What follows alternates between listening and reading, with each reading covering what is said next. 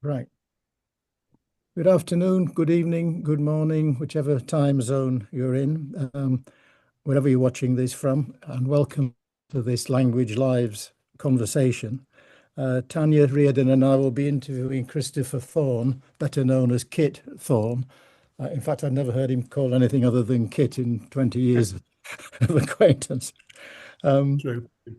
the in a moment we'll start the conversation, but perhaps I could restate for colleagues who are less familiar with the purpose of the series. It's basically to make available by video recordings and transcripts the views and experiences of colleagues involved in language education in the UK in particularly. The themes will be our usual ones. In other words, how Kit became interested in languages in the first place, significant moments in his professional life, his views on language teaching in recent decades, and any views on language education abroad. So first of all, Kit, many thanks for agreeing to participate and welcome to Language Lives. And I'm sure we'll have an interesting time as we usually do.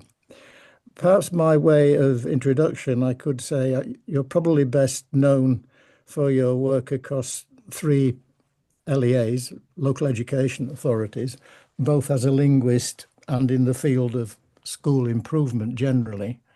And partnership, both local and national, has been a recurring theme in which you've been proactive, not least as a long-standing member of the National Association of Language Advisors, NALA.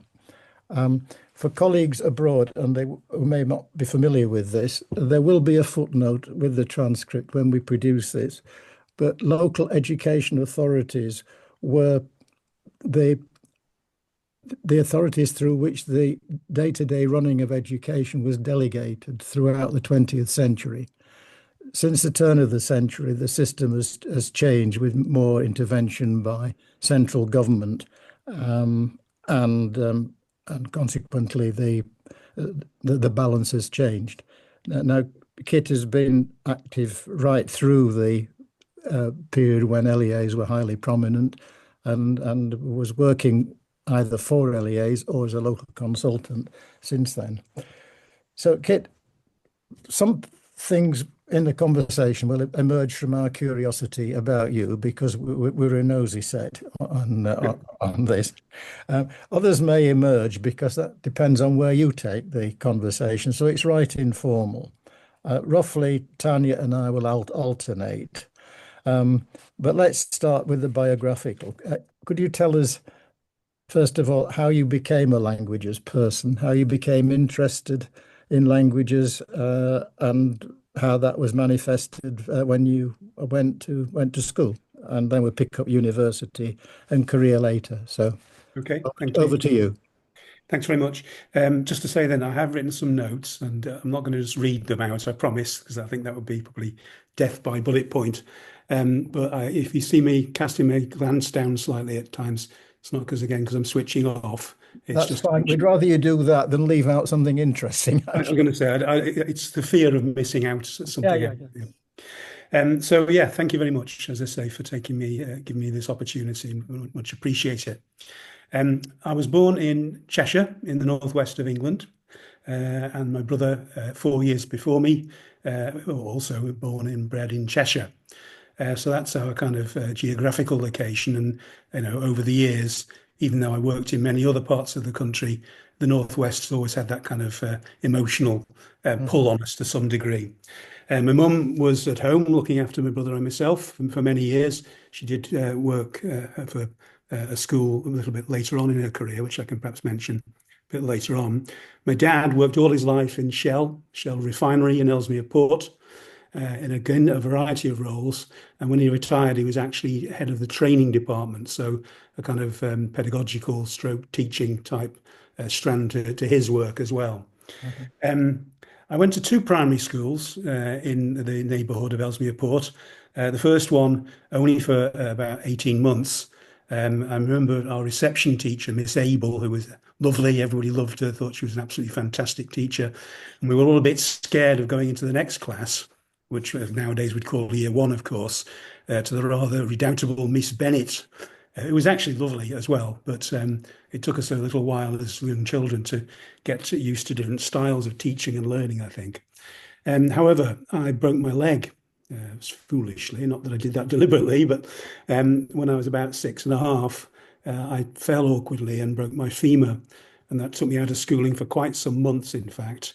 I was in bed in Ellesmere Port Cottage Hospital for many months as they were making sure, hopefully, not that my leg wouldn't wither because it had to be completely plastered up and stretched basically to make sure that the length of it didn't mismatch with the healthy leg. The reason why I'm mentioning this in particular is because obviously I was missing a lot of school. So mum and dad used to come and see me every day and bring me things to read. And amongst many things that they brought me to read were some Enid Blyton books with Noddy in particular and Big Ears. And there was a whole series of those.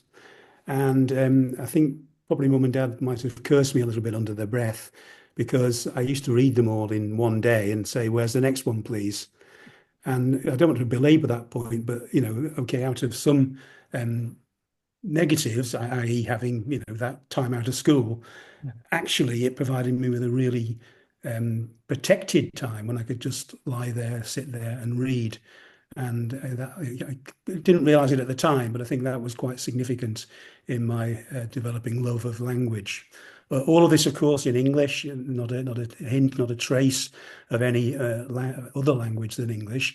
Although as I grew older, and obviously my brother too, as I say, he's 4 years older than me, when he went on to secondary school, to the grammar school, he started studying French and German and Latin. And I was kind of aware of that. Obviously, that was kind of in the background of my thinking.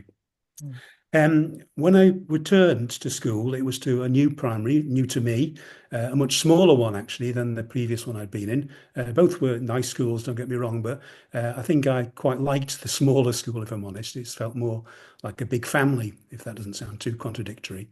But I enjoyed it very, very much indeed.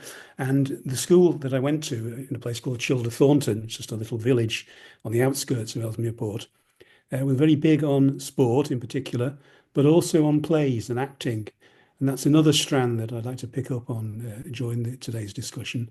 Might sound silly, but again, I can vividly remember, perhaps the very first time that I saw a play script.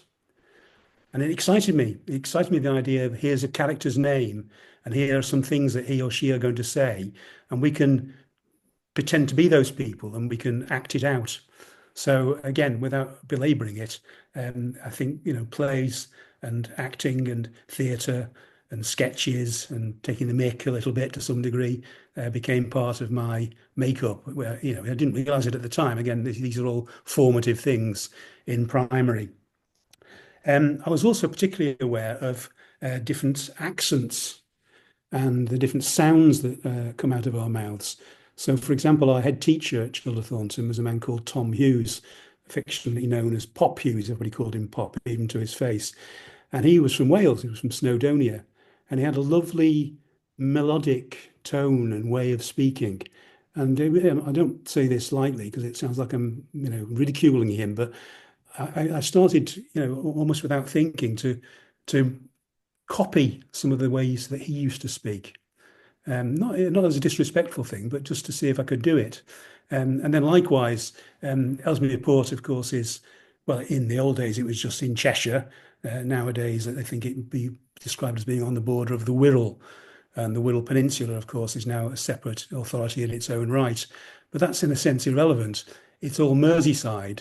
And what I became aware of bit by bit was that there were different ways of saying things. So if you like, I could go like a lot more Liverpudlian and Scouse-like, as many of us could, but, it's one of them things like that at the time it doesn't seem that important, but bit by bit, it became clear to me that, I perhaps, might want to talk more Scouse-like, but actually in terms of perceived correctness, it was better to speak in a slightly different way.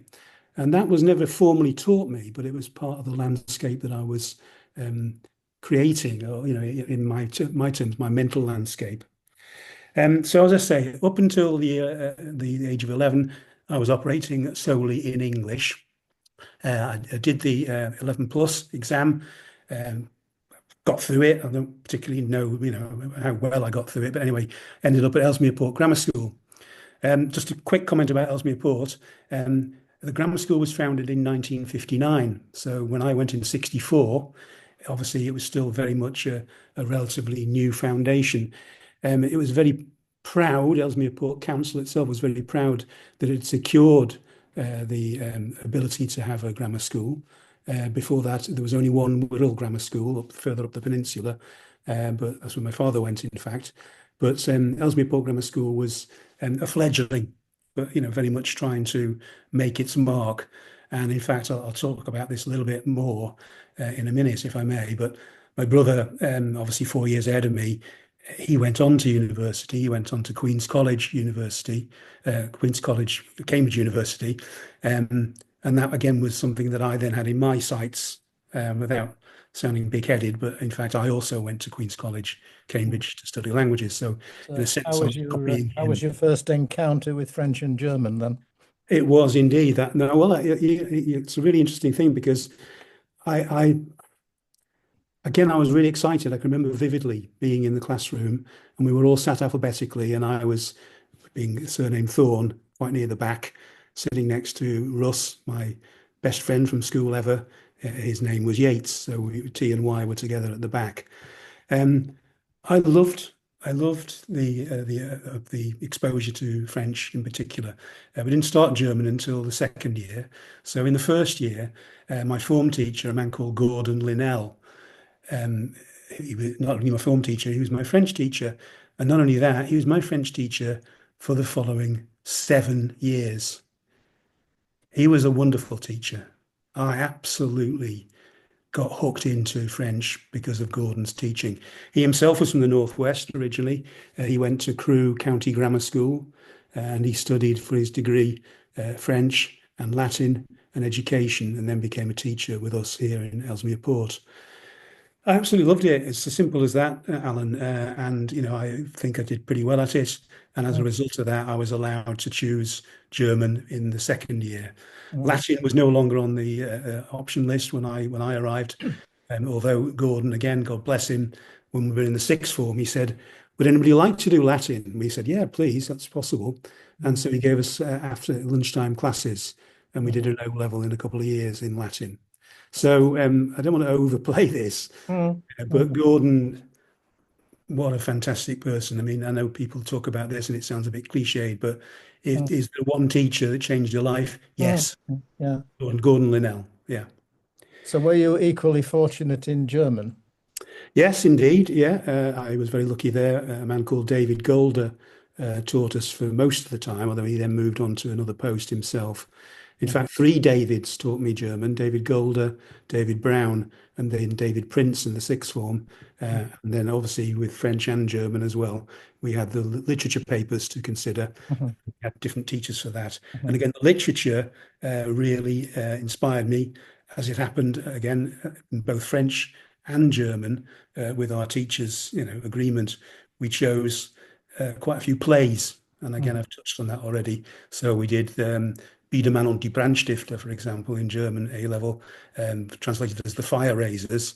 And the school actually put on a production of that in English, and I was one of the fire raisers. So, it kind of made some nice connections for me.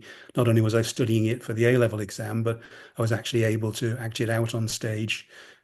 To what degree I was successful in that, I'm not so sure. But it's, again, something that I enjoyed very much. So it was natural for you. It was a natural progression in languages into the sixth form and then on to university.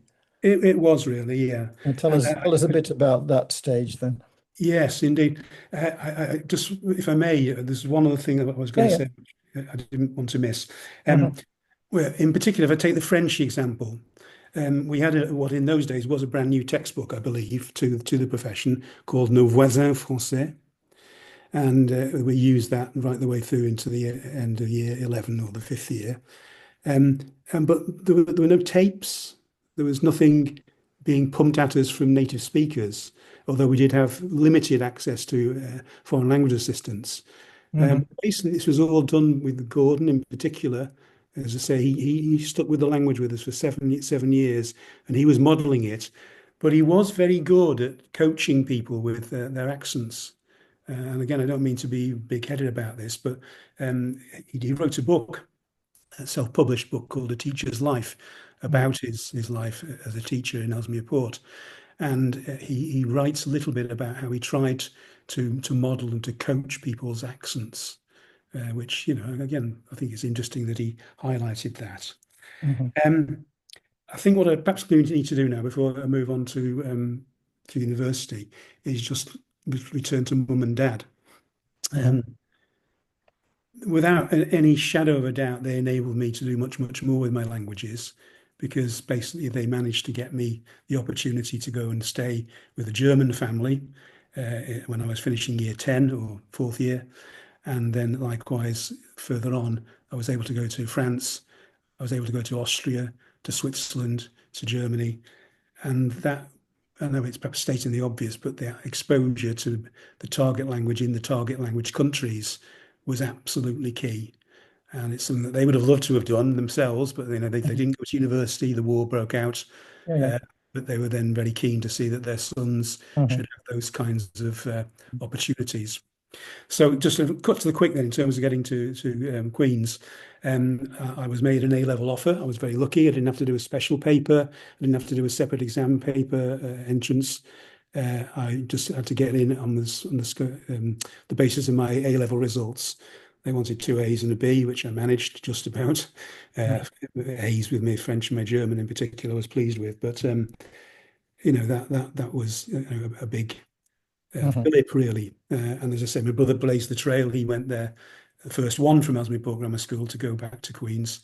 Our head teacher had been a Queen's alumnus as well, so those kind of connections were there. Did just university? Go on. Sorry, I was going to say just quickly then, at Queen's, I took it as a 4-year course because I put a year in as a language assistant as an intermittent year in what would have been the 3rd year. And again, that was really helpful and useful. But, all the connections which I'm hinting at here, which have been so helpful to me in the rest of my career and in life in general. Ellesmere Port was twinned with a town down in Baden-Württemberg called Reutlingen. When I was in the lower 6th, my pen friend from Reutlingen came to visit. I went to visit his family. And to cut a long story short, when I did my year abroad, I taught in his school at the Johannes Kepler Gymnasium in Reutlingen, and I lived with his family. So in effect, I have a German family. It's as simple as that. And they took me in as their son, and I lived with them for a year. And that again was a wonderful opportunity. Okay. So you graduated. How did you settle on teaching as a career? Was this prompted partly by your experience in that year, or was absolutely, yes, I think that's it in a nutshell, Alan. I kind of thought, well, I would quite like to be a teacher, but here's a way of testing it out. So I went to the Johannes Kepler Gymnasium, teaching English, of course, and all the time helping with German alongside that, but absolutely wanting to do that. And just reflecting when I was writing on these notes for us to discuss, talk about today, and I think really without realising it, certainly from secondary school onwards, I was clocking things about what I thought was good teaching or things that I warmed to, the teaching that I liked. And I tried as much as I could to put that into my repertoire over the years. I mean, not just simply copying, but adapting, and obviously then also taking on board the things that I learned through my PGCE. Which again, is it time to move on to that? Would you think of a talk about? I'd be interested in that, Kit, if that's okay. Tell us about the PGCE, and then Tanya will pick it up from there for a while. Okay. Okay, absolutely. Yeah. Well, as I say, despite all the things I've said, I did have a great time in Cambridge, but I was heartily sick after I'd done part 2 of the Tripos to be sitting down for yet another 3 hours and writing 4 essays. So I was quite desperate to find another way of becoming a modern language teacher where the assessment was perhaps a bit more formative. So I wrote away to all kinds of places, different universities, different colleges. This is while I was still in Germany, in fact. And then we was called for interview to 1 or 2. The one that I was particularly keen on, and which I was then offered a place on, and subsequently took the place up, was the University of York. Again, I don't want to overstate these things, but such a wonderful place. The Language Teaching Centre, of course, the absolute sort of leading light in its time. And I know other institutions would probably say that they were leading lights too, but without question, the LTC at the University of York with Eric Hawkins and Peter Green, and in particular my tutor, a wonderful, again, fantastically inspirational teacher, Trudy Berger, an Austrian national who spoke not just fluent English, but fluent Italian as well. And we started our PGCE 2 weeks earlier than the standard course, because Trudy gave us 2 weeks intensive Italian classes. And we were then put in November for what would be the equivalent of a resit, an Italian O-level. And particularly, we all got A's and B's, which, it's not just about the grades, but again, I just hark back to what I said about me perhaps starting to think about bringing on board some of the things I've seen other teachers have. Trudy was brilliant at bringing authentic material into the lessons, songs, music in particular. I mean, that's not a silly thing to say, but even now I can probably parrot is the best word, some Italian nursery rhymes which she taught us, things that children actually sing on the school playground. But that got us the accent, it got us the cadence, it got us the fun bit of the language. Not everybody thought Trudy was a wonderful teacher. I absolutely loved the way she taught. What was her rationale for making you all learn Italian as part of your I PGCE? think it was to model starting a language from scratch, so the ab initio, and just modeling, not to say this is the only way to do it, but this is how she would do it. And again, I have to say, when I was then eventually becoming a trainee teacher and then moving on to it as a profession permanently, I was bringing a lot of singing and authentic stuff into my teaching as well. Okay, can I just check where I've got to now? Yeah. Oh, yeah. Right. Again, this is perhaps obvious to us now, but it wasn't particularly key for me at the time. One of the things that York, of course, was pursuing quite vigorously was the notion of audio-visual resources. And that, again, was quite new compared to what I had experienced. So even the notion of being in a language lab. There was a language lab at Cambridge. I did go to it sometime just to sort of, get a fix on some particular accent type stuff and intonations and things like that. But the audiovisual materials, and particularly the Nuffield Foundation stuff, so En Avant, Vorwärts, Adelante, all those things, it was just really exciting to be part of that.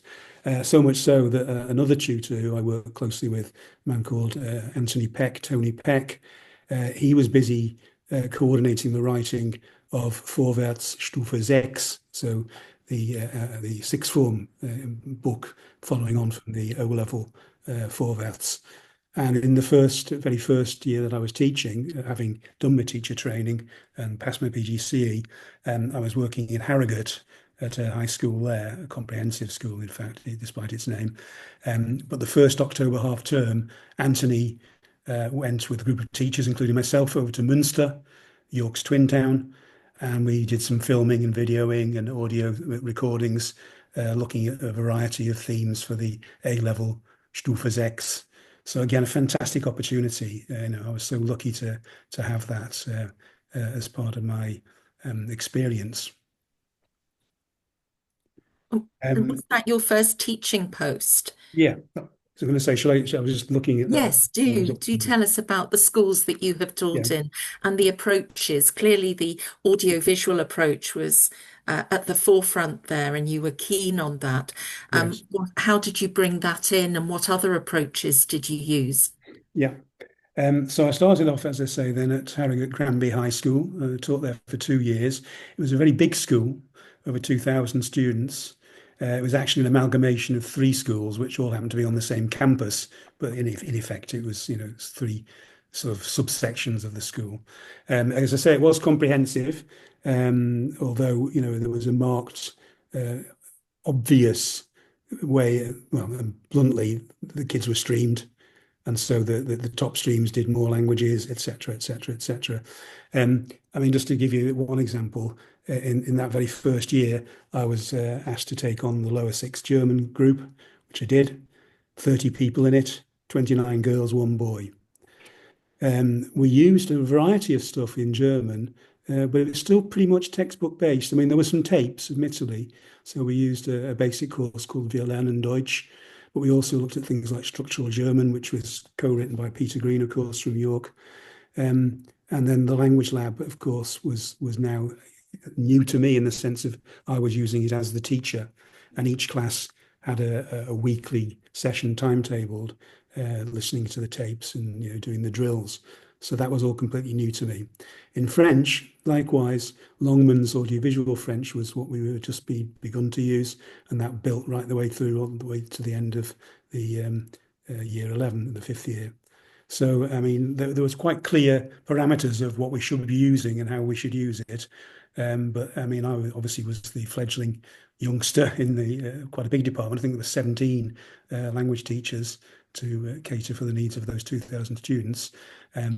So, I mean, I did as I was told, basically. I don't mean that in a nasty way. It was very clear that this was the textbook we were using. These are the methods that we follow. Please make sure that you do so.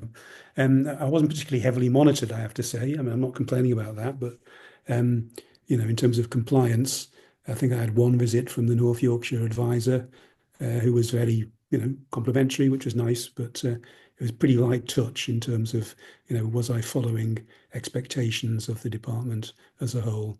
And that for today's schools is unthinkable, really. Yeah. 30 students studying at A level for their German language, and then 17 teachers in the department. Were most of the children following a language? Were most of them doing it? Yes. You said, they were streamed, but it sounds like there must have been a big pool of students to take from if so many were then studying it at A level. Yeah, that's the case. I mean, the subjects were very popular, I have to say. And again, there were good links with link schools abroad and extended visits. It was a good setup. There's no question. We were in a very sort of favourable circumstances, I think you'd say. This was back in 76 to 78, so 50 years ago. So where did you move on to? Sorry, Tanya. Yeah, I moved on to a school called Branston School and Community College in Lincolnshire, where I taught for 3 years. And the main purpose of my post, if that's the right way to put it, was to introduce German, because they had French and Spanish. Spanish was not very popular for whatever reasons, I'm not sure. And so they thought, well, we're going to try German, which was good in a way, although, colleagues who were teaching Spanish weren't very pleased when I arrived. And again, what I used there was Vorwärts, because that was something that I'd grown up with, not as a pupil myself, but in my teacher training with Trudy and with Anthony and Eric Hawkins and everybody. And that, again, I would say this, wouldn't I? But it was a great success. The kids loved it. We got lots of kids moving on to do A level. I actually moved on as they were entering the lower sixth. I moved on to another post in Leicestershire at Burley Community College, where I taught for 6 years, but with some variations, which I can perhaps talk about because they were specific to the language brief. But I moved on to Burley Community College in Loughborough to be head of department. And that was beginnings, really, of some advisory work as well. So just very quickly at Burley, again in French. French was struggling when I got there. People were switching off from it. This is a 14 to 19 college, incidentally. So, you're looking at key stage 4 and 5. So we wanted to try to make sure that we remedy that situation very quickly. So we moved to the older version of En Avant. When I say older, I mean for older pupils and students, À votre avis, which again, tons of audio input and video stuff as well, if where possible. And that I'm not saying it waved a magic wand, but over time, kids began to come on board with that. German was much less popular. Well, there just weren't many people doing it. But again, we built that up from scratch. We got some ab initio stuff going when the kids came into us on year 10. And then we managed to get a small German group going in A level. So all in all, pretty good. Again, in all of these schools, I mean, I could spend a longer time, but I think probably it's the headlines that are important, isn't it?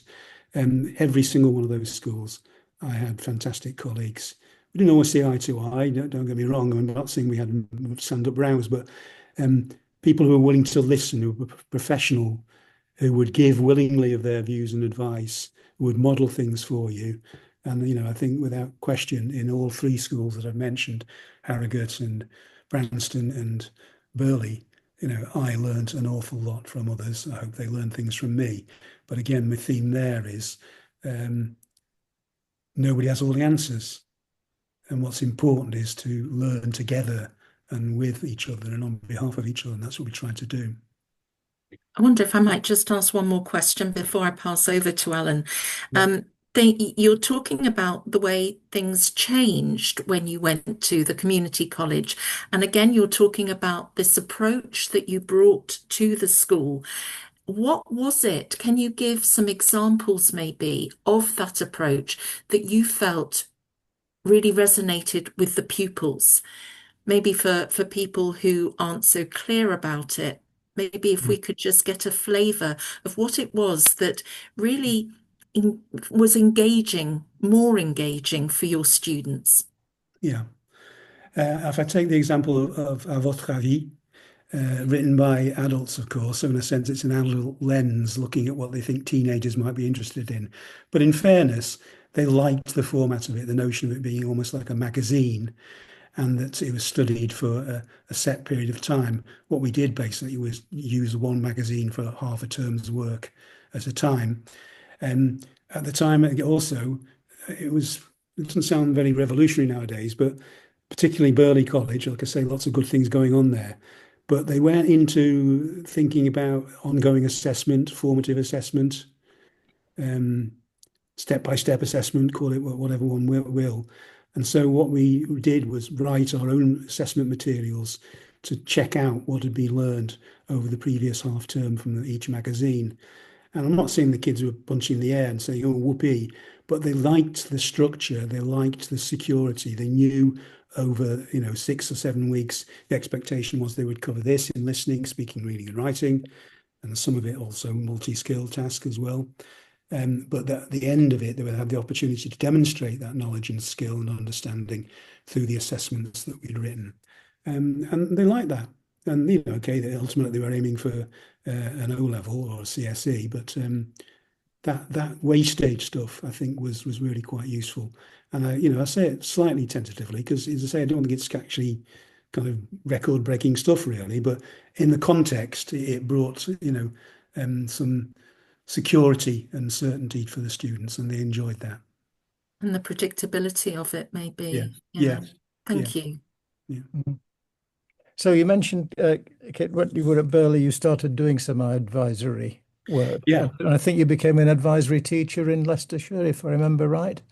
Yeah, I'll give you a little bit of background. Take us into that stage. Is that okay? Yeah. Yeah. Well, again, how lucky have I been? I mean that sincerely. The opportunities that came my way. Okay, Burley in Loughborough in Leicestershire, of course. Leicestershire, rightly or wrongly, with a great kind of progressive reputation. I think quite deservedly so. And of course, some progressive stuff is not necessarily good, but anyway, that's by the by.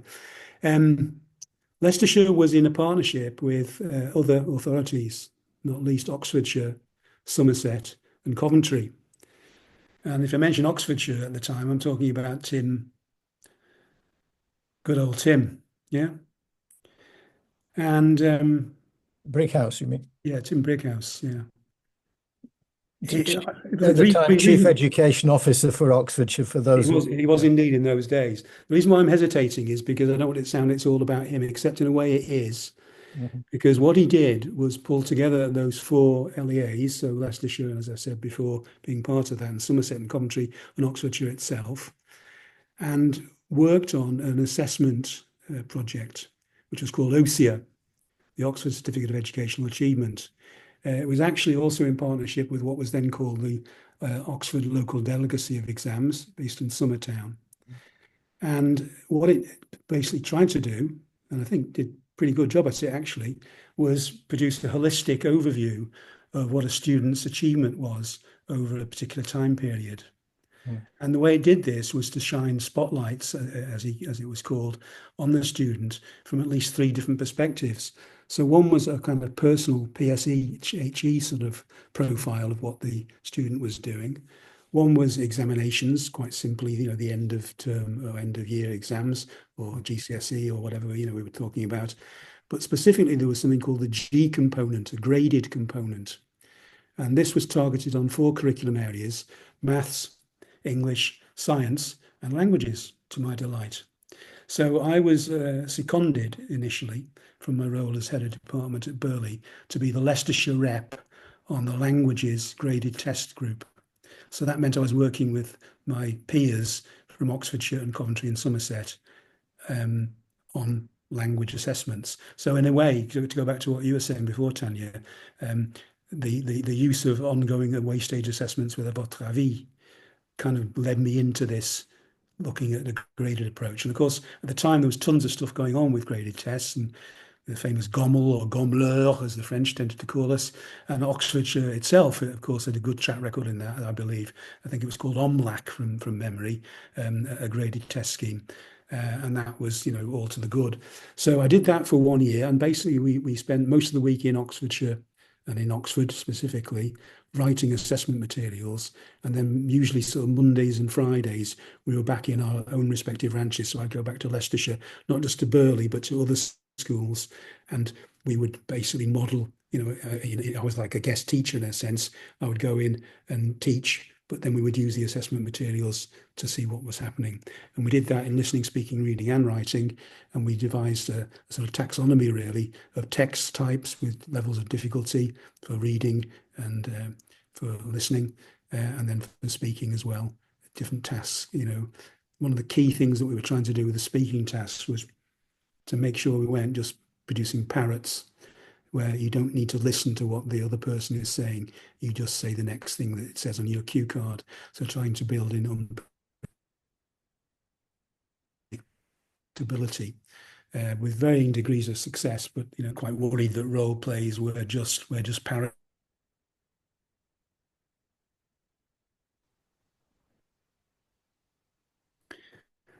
Yes, so what we did was base ourselves in Oxford for 3 days a week. And then on the Monday and Friday of any given week, we'd go back to our respective ranches. So I would go to Leicestershire, not just to Burley, but to other colleges and high schools as well, and try out materials as a sort of guest teacher. And that seemed to work quite well. And what we tried to do was devise a sort of taxonomy, sort of levels of difficulty, differentiation, if you like, of text types, for reading and for listening and for speaking tasks as well. And the key thing was we were trying to, in the speaking in particular, build in unpredictability to make sure that we were getting real communication going, and it wasn't just a question of parroting the next thing, the next instruction on your cue card. So this gave you a platform to move into your first full-time advisory role in Oldham. It did. Well, yeah, there's just one other little sort of twist to the tale, if I may. So I did that 1 year with OSIA on Leicestershire's behalf, and I was offered the chance to do it for a second year, which I was quite keen to do, but I wanted to talk to Joan Gregory, who was our head teacher, our principal back at Burley, just to check out what she was wishing, because I didn't want our department to be flailing around really in uncertainty. But no, she in principle was quite happy to back me continuing with OSIA. However, again, wonderful opportunity. The then advisor, or one of the advisors in Leicestershire, a man called Duncan Sidwell, was going to go on sabbatical. Duncan, very well known to us, a great advisor, really helped me when I was my head of department in Loughborough. Also David Smith, who then moved on to be chief advisor in Cheshire. And then Bernard Kavanagh joined, again, an Oxford man, but bringing lots and lots of really interesting expertise into the mix. Duncan, of course, writing Deutsch heute, published by Nelson's in those days, Nelson Thorne as it became. A big focus on communication again, German for communication, transactional stuff. I trialed some of the Deutsch heute stuff when I was still teaching full time, and then we used it a lot across the board. Now, Duncan went for a whole year to Germany to look at their appraisal systems for teaching and learning. And the opportunity was offered across the whole county. Anybody else could have applied for it, and other people did, applied to become an ML advisor with Bernard for the 1 year. So to cut a long story short, successful in that and got the green light. And I don't want to overplay this one either, but it was again a wonderful opportunity, a wonderful year of learning. Leicestershire had fantastic, I don't know whether they still exist, links with Seine-Maritime, with Saarland and with Florence. But there were very, very live links. We used to go regularly. I mean, in that year that I didn't go to Florence, but I went to many different places in Seine-Maritime and the Saarland. We visited schools, and there were, youth hostel type centres where people could stay. We had familiarisation visits to Étretat, taking teachers of art as well as teachers of French and geography to live the life, to be part of the culture. So that was a fantastic opportunity.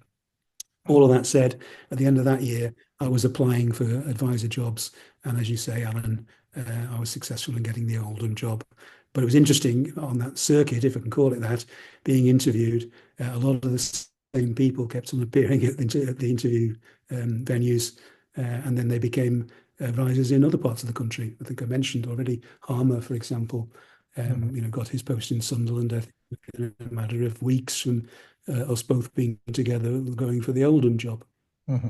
Just a kind of quirk, but kind of connectivity, which then, of course, NALA, which we'll talk about a little bit later, if I may, the National Association of Language Advisors, how powerful and really helpful NALA was and is still. I want to broaden it in a moment, but before we leave this section, Tanya, is there anything you want to come in with before I do widen it? No, I don't think so, Alan. I'm interested in the Sheffield advisory post, because that becomes really focused on school improvement and working in partnership. So I was quite interested in the next section, if that's okay. Yeah, we're going to get there. Yeah. I think so. We reached the point. Am I going on too much? No. Sorry, am I going to get on too much? We're here to talk. Okay. I want to widen it because there's a distinction that we make. You have your teaching career, you've had your first promotions, and then you've got your first senior job, to put it that way, and then followed by a range of them.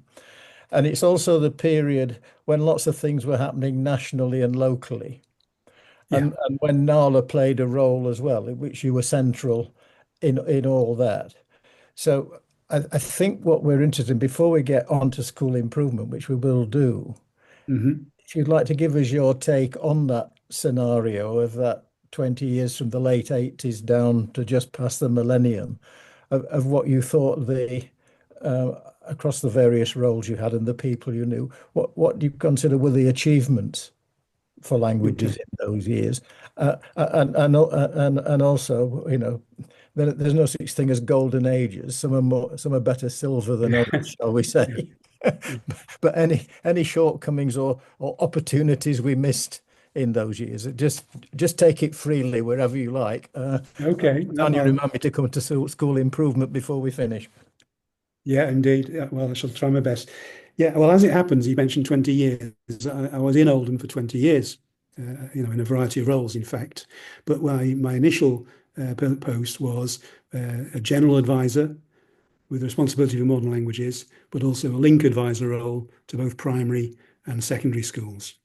And that continued over those 20 years. I joined NALA as soon as I could, which was basically in September 1987. So I've been there almost 39 years now with NALA. And without a shadow of a doubt, NALA became an absolute key plank in helping me devise strategies across borough, across the whole of Oldham, to challenge, but also to support the teaching of modern languages. The numbers have changed ever so slightly, but basically in 87 onwards, there were 100 primary schools in Oldham and 15 secondary schools. And I'd like to talk a little bit about some of the things that happened then over those 20 years. When I first got to Oldham, something quite monumental had happened. The council, which was a Labour council, that's in a sense irrelevant, but basically anti-Thatcher, had fought tooth and nail not to get involved in the Technical and Vocational Education Initiative, TVEI. But just as we arrived, I say we, because I was appointed with about 3 other new advisors, they relented and said, yeah, actually, let's have some TVI resourcing, please. I think it was the next to last LEA in the whole country to actually take TVI on board. Now, again, without being big-headed, it's just the happenstance of it. During my secondment in Leicestershire the previous year, they'd eaten TVEI for breakfast and spat it out, and they were wanting to move on to TVEI 2, as it was called. And part of my role was to visit schools and to work out with them some plans that could help them deliver TVEI 2. So to that degree, I was on familiar territory, whereas in Oldham, everybody else was, finding their feet a bit. I'm not saying I had all the answers, but I knew some things that would help. So to cut a long story short, we used TVI funding to bring together half a dozen of our secondary schools, initially as the working group, but with the clear understanding that any outcomes would then be shared across the board with the remaining 9 secondary schools. Mm-hmm. And cut a long story very short, we decided to go for a modular model for Key Stage 4.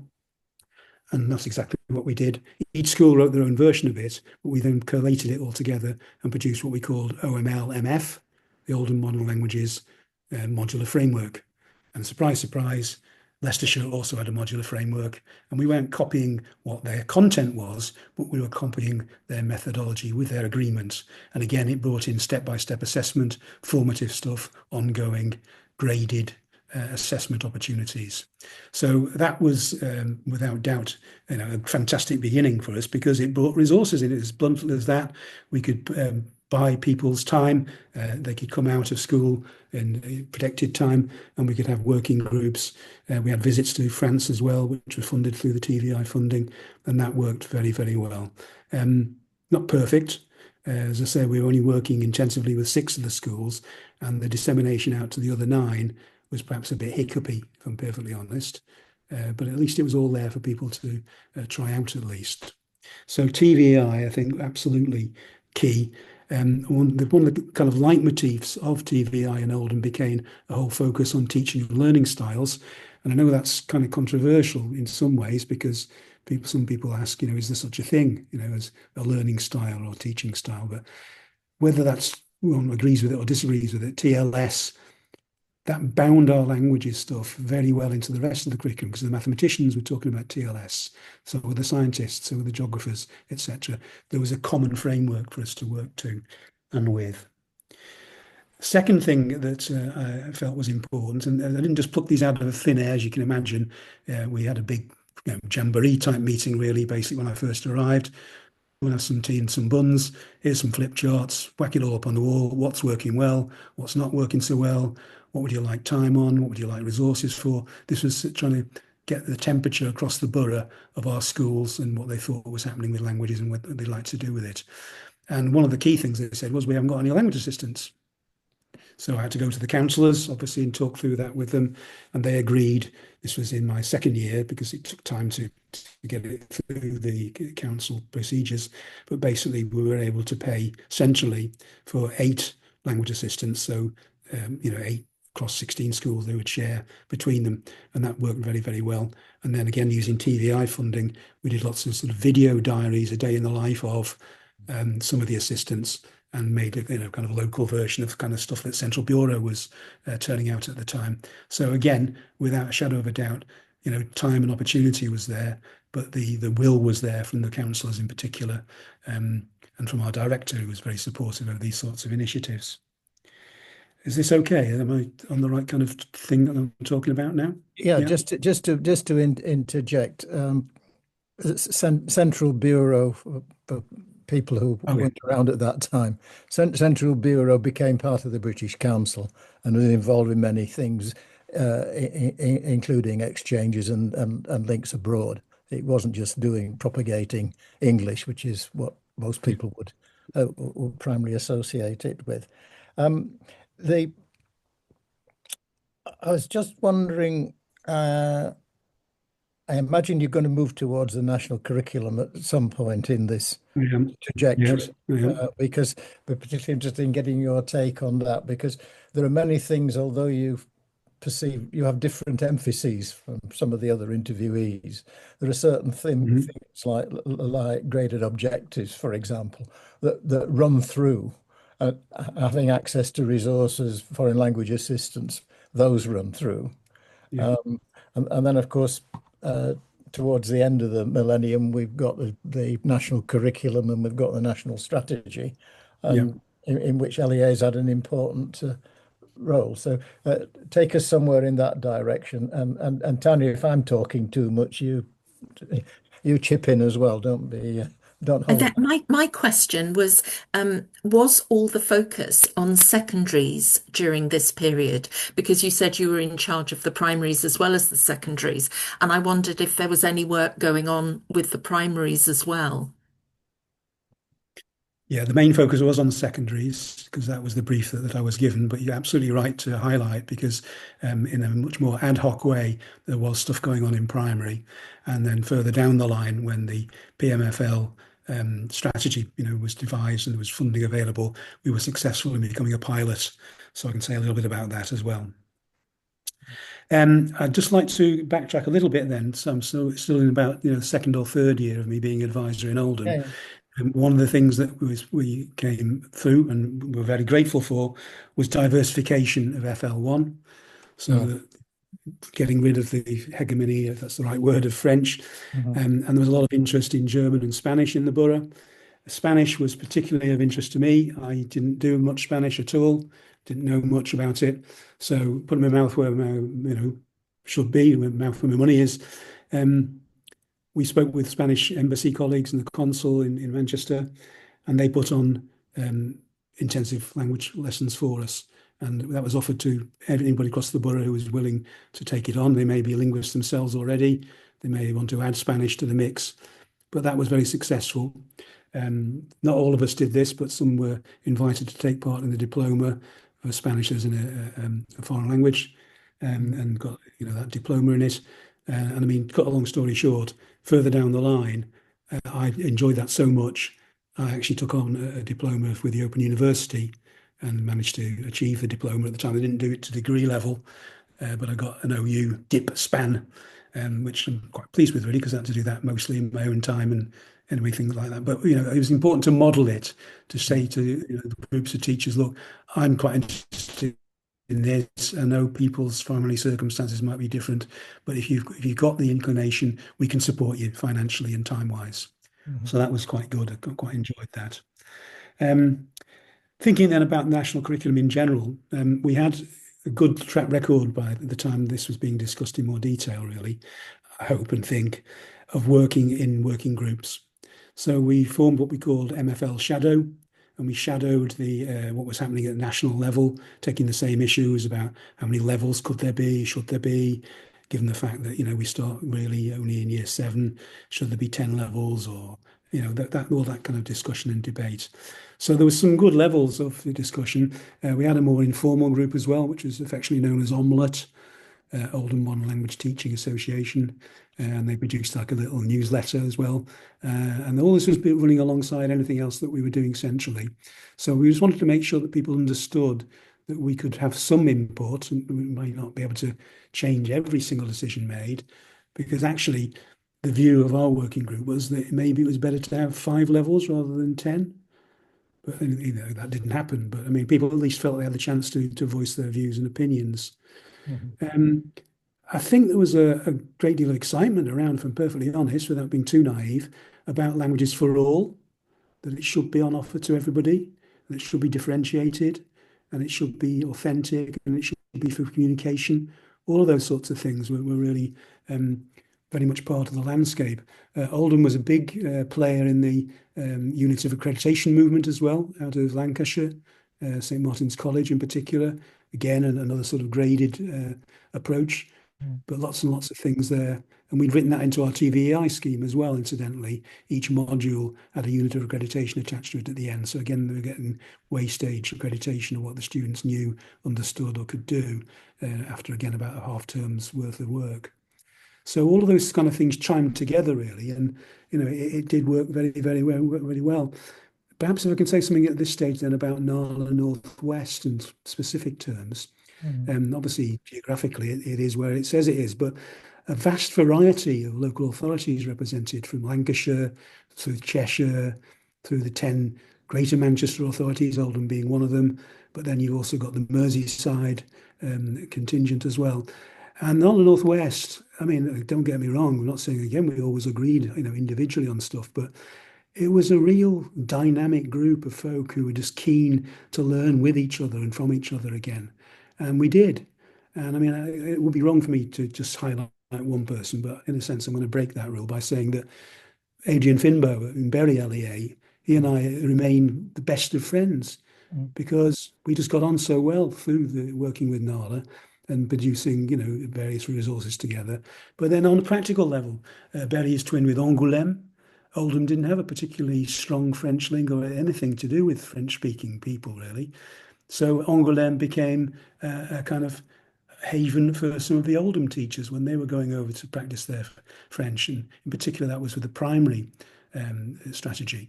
So that we had a yearly visit to Angoulême, teachers from Bury and from Oldham, going to live and work in the town for a week and teaching lessons in the different schools there. And that worked pretty well. And, it gave people something to look forward to as well, because everybody, basically liked going to Angoulême because it's a nice place to be, a nice place to learn and to practice your French. Yeah, okay. Before we move in the direction of school improvement, I mean, in a sense, everything's school improvement, but more overtly. It would be remiss of me if I didn't ask you actually for your take. You're involved in many partnerships. Yes. Two of the things which we no longer have since about 2010. One is CILT, Centre for Information on Language Teaching. And of course, we used to have specialist language colleges, secondary schools. So I would like to move on before you've had an opportunity to comment on either or both of those scenes. Yeah, of course. No, absolutely. And I have some notes on this, so just looking at these quickly. CILT and its partnership with Nala, if that's the right way to put it, because again, the partnership works in different ways, and in two ways at least. Absolutely crucial. And I mean, I've mourned the passing of CILT in England in 2010. It's such a massive loss. And on a very practical level, of course, Nala was able to support CILT. I mean, and it worked vice versa, but very specifically in terms of capacity at one stage.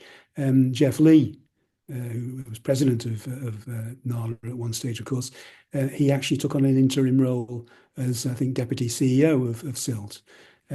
He finished that. I was then invited to take part in that. And again, director was very supportive. So for 5 months in 2007, again, I was the interim director of CILT. And that's not to be vainglorious about the title or anything. It was just to show genuine support to help CILT, through its journey at the time. Because for a variety of reasons, there were some capacity issues. I mean, there are plenty of very good people in CILT. Don't get me wrong, I'm not decrying them in any shape or form, but it just needed that extra bit of expertise and subject input, I think. And then, of course, the obvious point to make is that, and to some degree, this has changed because the size of the organisation has changed. But when we had, 100 plus members in Nala, it just seemed right to be as inclusive as possible and to make sure that we were making the right contacts with other partners. So ALL in particular, Central Bureau, QCA, we didn't just link with them in a kind of theoretical way. We said, would you like to join the exec? Will you be co-opted members of the exec? And that was very successful. That worked very well. Not everybody agreed with it I mean, I was chair when that happened. And I'm not saying we had stand-up rows, but one or two NALA colleagues, I think, were a bit sceptical. But to me, it worked because it modelled that we were genuine about partnership, and keep on using this phrase, learning with and from and on behalf of each other. I think it was very important indeed. So yeah, terrible. We mourn it. I know that still Wales, Scottish still to some degrees, God bless them, are still there, but it's such a massive loss to us. And then, as you said, So what about specialist language colleges? I was going to say then, specialist language colleges, absolutely crucial, so helpful. I mean, I can talk about that briefly about Oldham and Sheffield, that we had some, I mean, I know it's older terminology, but they were like the beacon schools in an early iteration of, showing the way, blazing the trail, offering help and support. And, there's no question that works so very well for us. It certainly worked well in Oldham, with the likes of Bluecoat School and Grange. And then in Sheffield, of course, there were, I think, 4 language colleges, Silverdale being one in particular, I think Meadowhall too. Yeah, they're gone, sadly, but they were doing good things for us, no question. Okay, thank you. We've been going quite a long time. Well, yeah. I'm not complaining. I mean, we like value for money, even though nobody paid for doing this. Sorry, Yorkshireman getting in. No, absolutely. I quite agree. Yeah. Tanya, would you like to broach the theme of school improvement, or anything else that we've forgotten that you think we should have picked up? Yes. So really, how the LEA then became really focused on improving languages in schools, and I'm assuming that's what happened with the Sheffield job. And I mean, everything you've described really is about going into schools and supporting them and showing them the way. But I wondered how that maybe changed slightly over time. Yeah. Again, if I can just pop back into Oldham briefly, because it informs what happens in Sheffield too, in the sense that some of the things I'm going to talk about, I was involved in Oldham, and then when I moved to Sheffield, they moved with me, but not just me, with other colleagues. So Maggie Williams, for example, my immediate boss in Oldham at one stage, she got a promoted post in Sheffield. I was seconded over to Sheffield, and that's why some of the things travelled across the Pennines. I think the key thing that in Oldham that we tried to do in the mid-90s was to group schools. That was on a voluntary basis. We weren't labelling them. But for example, we went for thematic approaches, such as things like formative assessment or boys attainment and something like that. Schools would opt in to join a group, and then it was our job as the authority to provide them with the resources to challenge and support within that theme. So we would have annual conferences, we'd have termly conferences as well, but crucially, each project, each school would have a link advisor there to monitor them, to check with them, to challenge them, to support with them. So that went through from 1995 onwards, right the way through to 2007 when I moved on to Sheffield. Some of them were language specific. Many were more generic, as I've said already, things like raising boys' achievement or assessment for learning. When it came to Sheffield, I was very firmly given the brief, basically to dismantle the central teams, which made me very popular, as you can imagine. Now, what we were fighting against, I suppose, as would all LEAs at that time, was that we put a lot of time and effort with good support from DFE and others, things like the strategy team, the national strategy, primary strategy, secondary strategy, all of those. But we had to, in a managed way, sort of downsize all of that. So that's why we opted for the notion not just of teaching schools, which are part of the landscape there already, really, but in partnership with SSAT, we devised what we call learning and innovation hubs. And these were all school-based stuff. So I mentioned the likes of Silverdale, for example, already, and that is just one example. But to take that as a language college, when it became interested in becoming a learning and innovation hub, what we said was, would you still be a lead for us in the MFL area? And they agreed to do that. But that was all through discussion and agreement and negotiation, really, and it wasn't a question of the LEA trying to decree that thus shall it be. I mean, it was a messy time in some ways because we were trying to do that on various fronts with different subject areas. But I think the key to it was to get to a stage where schools were providing the lead on particular school improvement issues, some of which again were thematic and generic, but others were specific, such as language development. And again, bringing other partners into it, obviously in Sheffield itself, the University of Sheffield and people like Terry Lamb very closely working with us, being on the steering board of these learning and innovation hubs, for example, and also Sheffield Hallam University itself. Again, a lot of key work going on there. Bear with me. For some reason my screen's gone very dark. Better. Sorry, Tanya. You okay? Thank you. Is that okay? Yeah. Right. Does that give you a flavour? It does. I mean, I'm just wondering if, on reflection, you feel that schools were able to do that, had the capacity to do that, and that they were able to lead in terms of languages and develop languages, or whether you think maybe looking back on it that they didn't have the capacity. I just wondered what your views were on that. Yeah, well, I think it's a really important point, Tanya, if I may say so. I think realistically, it's probably a mixed picture, a bit. Chaotic's too strong a word. In some ways, it was good. There's some good potential there. In others, you were going to struggle. The bigger context, and this is just as I was leaving Sheffield, not that the two things are connected particularly, but it just happens to be the case.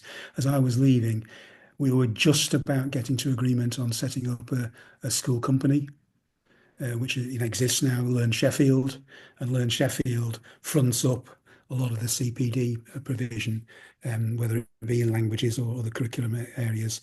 Again, that's working pretty well, but there are some areas where it's gone perhaps a little bit wobbly. I mean, I've mentioned Silverdale lots, but I could also mention King Edward's, or KES as affectionately known, King Edward VI.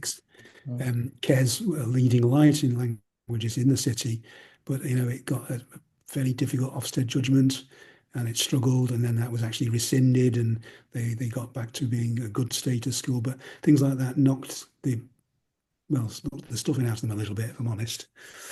But yeah, is it appropriate for me just to say one or two other more generic things around other areas, that not just because I'm a linguist, but because we were trying to do things systematically and strategically across the piece?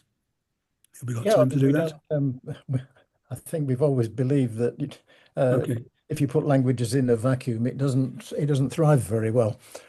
So absolutely. Well, if I may say so, then just give us the flavour again. Yeah. Okay. A bloke called Ian McPhail, who was one of my colleagues in Oldham, an absolute fantastic genius, a sort of magpie instinct. He would keep on bringing things back to us, saying, I've just been on this conference and been on this course. We should look at it in Oldham. So the sorts of things we looked at were the EFQM, the European Quality Mark for Leadership and Management, and looking at enablers and results. And the Lloyd's TSB version of that was launched with some of our schools. And we got some interesting outcomes from that. So, I mean, I'm just giving you the flavours here, but without being trite, introducing EFQM and thinking about schools as responsible institutions for the best results possible for the customer and for the client, those sorts of approaches. That was interesting, and that seemed to work pretty well. We did a big focus on oracy when we started off some of our school improvement projects. And of course, oracy is kind of back on the agenda again now with Cambridge and Neil Mercer and people like that, and Cambridge Oracy Associates. But another thing that Ian brought back to us was P4C, Philosophy for Children, dialogue in the classroom. And we had a big push on that, both in Oldham and in Sheffield. And I became a trustee of the charity that promotes P4C. And again, I know this isn't specific, modern languages, but in developing the students' language abilities and agreeing to disagree and working in partnership again in dialogue, really, really important. Let me just see what else I've written about literally here.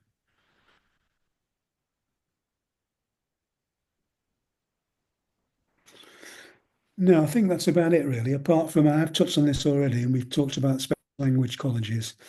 Um, where I think NALA, even in its smaller version as it now exists, is still vitally important, and this was demonstrated at the conference on Saturday, is that it is to some degree, I'm not saying it's the sole holder of wisdom in this area, but through our various experiences, and some of us have been in the game, that long or not as long or whatever, but knowing the landscape still from different areas. So I mentioned Cheshire briefly in some of my previous comments. I mean, when Nikki Perry was the Key Stage 3 strategy person for Cheshire, she became an avid member of NALA as well as a linguist. So she's brought in some of the strategy stuff as well as some of the language stuff. And again, it was good to be able to hand on the baton to Nikki and to other colleagues, and Bev Whiteside, who now, of course, is our chair, and Yvonne as president. I just think it's really good that all those connections are still there. They might be a bit dormant at times, but they can be enlivened at any stage. So again, without being overly, dramatic about it, despite my love of theatre and plays and things, NALA is, an absolute key player in my view, however many members we may or may not have, because the knowledge is still there. And it's an organisation that wants to learn, and it learns a lot. I learned a lot when I went on Saturday about different things. And it's that love of learning that I think NALA actually embodies wonderfully well.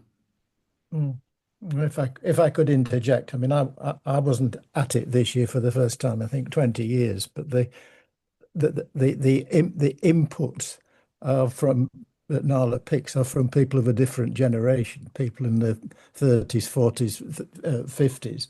Absolutely. So the listeners may be the previous generation with accumulated wisdom, but they're that's a good point. actually thirsty for new knowledge from new people, and I think that's one of the No, strengths. that's a really good point. Yeah. Tanya, was there anything else before I? No, that was fascinating, Kit. Thank you so much. Yeah. Kit, is there? I should say to say this because you may have another half hour's worth. Is there anything you would like us to have asked you that we didn't get round to asking you, or have we covered what are you happy with? What the range of things we managed to get into at the time? We're frozen again. I think so.